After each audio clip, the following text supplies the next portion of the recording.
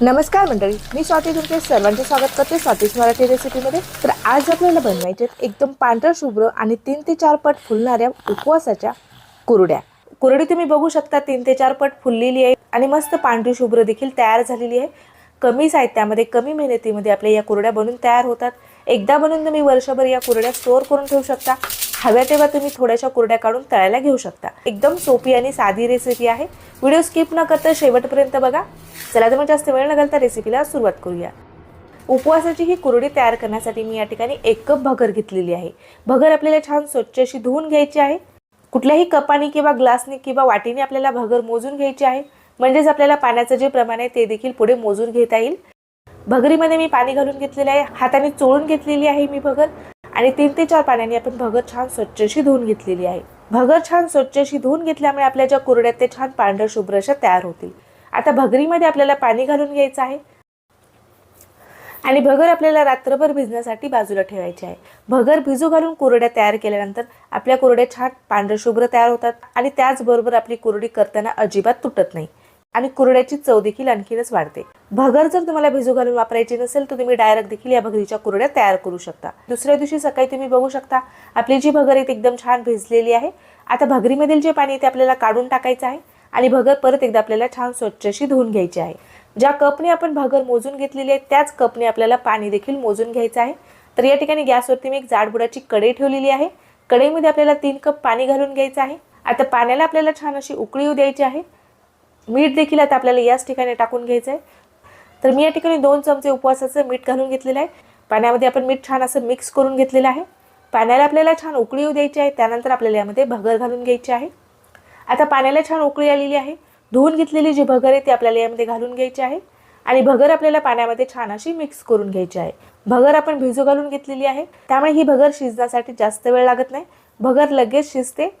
आता भगर आपण छान अशी मिक्स करून घेतलेली आहे। यावरती आपल्याला झाकण ठेवायचं आहे। 2 मिनिटांनंतर आपल्याला झाकण उघडून भगर छान अशी मिक्स करून घ्यायची आहे, म्हणजेच भगर आपली बुडाची लागणार नाही। कारण भगर आपण भिजू घालून घेतलेली आहे त्यामुळे बुडाला लवकर लागू शकते, त्यामुळे आपल्याला प्रत्येक 2 मिनिटाला ही भगर झाकण उघडून मिक्स करून घ्यायची आहे। भगर आपण छान बुडापासून मिक्स करून घेतलेली आहे।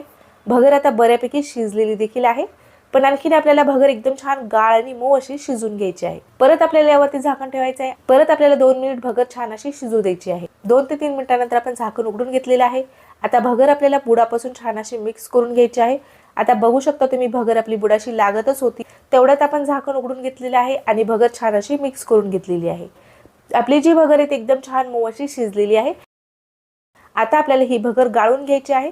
या ठिकाणी मी एक चाळणी घेतलेली आहे, अशा पद्धतीची चाळणीवरती आपल्याला भगर घालून घ्यायची आहे आणि भगर आपल्याला गरम असतानाच गाळून घ्यायची आहे। चमच्याच्या मदतीने आपण भगर गाळून घेतलेली आहे। गरम असताना भगर गाळल्यामुळे लगेचच भगर गाळल्या जाते।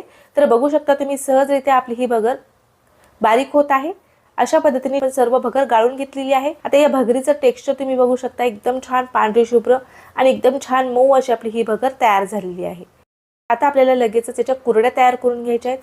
कुरड्या तयार करण्यासाठी मी अशा पद्धतीची एक प्लेट घेतलेली आहे। मशीनमध्ये आपल्याला हे मिश्रण भरून घ्यायचं आहे आणि एका पॉलिथिनवरती आपल्याला या कुरड्या तयार करून घ्यायच्या आहेत। जराही कुरडी करताना तुटत नाहीये, मस्त पांढर शुभ्र अशा आपल्या या कुरड्या तयार होत आहेत। सेम याच पद्धतीने आपल्याला सर्व कुरड्या तयार करून घ्यायच्या आहेत। 4 ते 5 कुरड्या मी या ठिकाणी बारीक प्लेट वापरून तयार करून घेतलेल्या आहेत। तुम्हाला जर बारीक कुरड्या आवडत असतील तर तुम्ही बारीक प्लेटचा वापर करून या कुरड्या तयार करू शकता। बारीक कुरडी उन्हामध्ये लगेच सुकल्या जाते किंवा पंख्याखाली देखील ही कुरडी लवकर सुकल्या जाते। जाड प्लेटचा वापर करून तयार केलेली जी कुरडी आहे ती सुकण्यासाठी थोडासा जास्त वेळ लागतो। तर 4 ते 5 कुरड्या मी या ठिकाणी बारीक प्लेटचा वापर करून तयार केलेल्या आहेत। सर्व कुरड्या मी या ठिकाणी तयार करून घेतलेल्या आहेत। कडकडीत उन्हामध्ये आपल्याला या कुरड्या वाळून घ्यायच्या आहेत। 1 दिवसाच्या उन्हामध्ये मी या कुरड्या छान अशा सुकून घेतलेल्या आहेत। अजिबात न तुटता मस्त पांढरे शुभ्र आपल्या या उपवासाच्या कुरड्या तयार झालेल्या आहेत, छान वाळलेल्या देखील आहेत। आता आपल्याला या कुरड्या लगेचच तळून देखील बघायच्या आहेत। कमी गॅसवरती आपण तेल छान असं गरम करून घेतलेलं आहे। आता तेलामध्ये आपल्याला एक कुरडी सोडून घ्यायची आहे आणि कुरडी बघू शकता तुम्ही आकारापेक्षा 3 ते 4 पट फुललेली आहे, मस्त खुसखुशीत झालेली आहे आणि एकदम छान पांढरी शुभ्र देखील झालेली आहे। तेल आपल्याला जास्तही गरम करायचं नाहीये, त्यामुळे आपली कुरडी लाल होऊ शकते। मीडियम गॅसवरतीच आपण या कुरड्या तळून घेतलेल्या आहेत। आणखी मी काही कुरड्या या ठिकाणी तळून घेतलेल्या आहेत। फक्त भगरीचा वापर करून 3 ते 4 पट फुलणारी उपवासाची आपली ही कुरडी तयार झालेली आहे। तर तुम्हाला आजची ही रेसिपी कशी वाटली ते मला कमेंट करून कळवायला विसरू नका। अशाच नवनवीन रेसिपी बघण्यासाठी चॅनलला सबस्क्राइब केले नसेल तर लगेच चॅनलला सबस्क्राइब करा। भेटूया तशाच एखाद्या छानशा आणि नवीन रेसिपी सोबत, तोपर्यंत धन्यवाद।